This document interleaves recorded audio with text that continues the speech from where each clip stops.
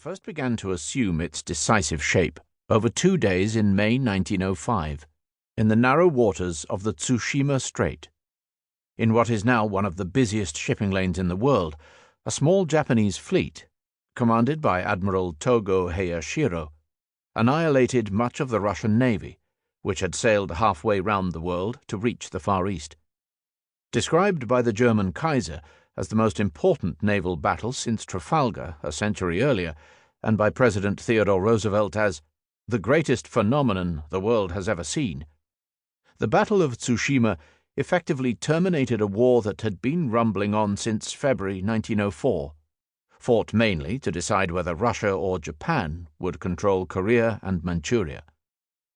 For the first time since the Middle Ages, a non-European country had vanquished a European power in a major war, and the news careened around a world that Western imperialists and the invention of the telegraph had closely knit together.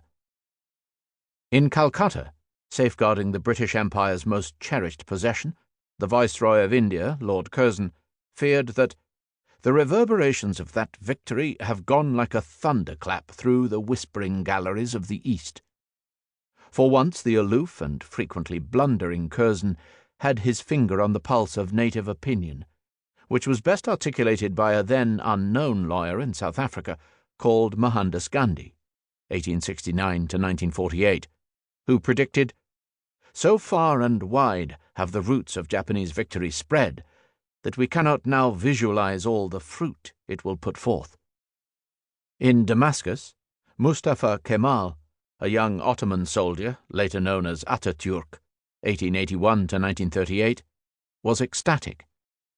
Desperate to reform and strengthen the Ottoman Empire against Western threats, Kemal had, like many Turks, taken Japan as a model and now felt vindicated.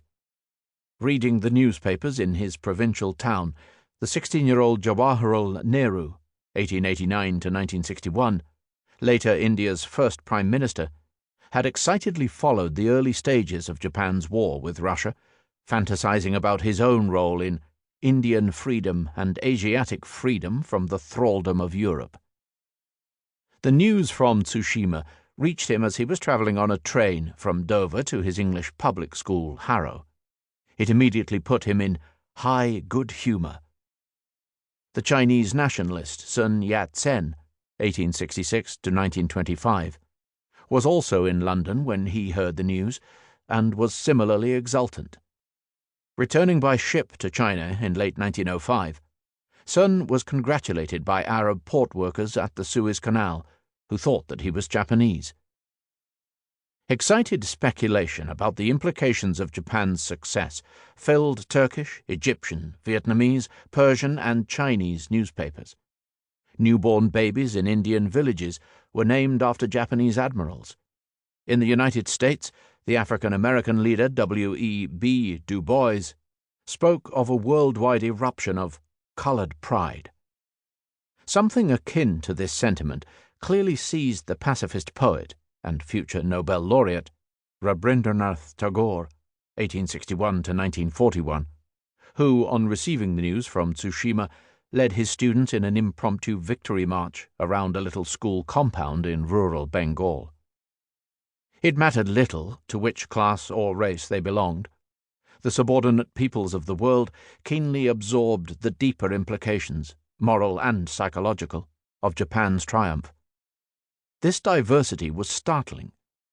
Nehru belonged to a family of affluent, Anglophile Brahmins.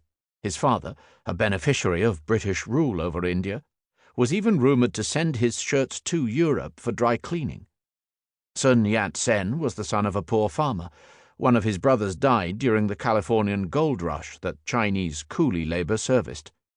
Abdurreshi al Ibrahim, 1857 to 1944, the foremost pan-Islamic intellectual of his time, who travelled to Japan in 1909 to establish contacts with Japanese politicians and activists, was born in western Siberia.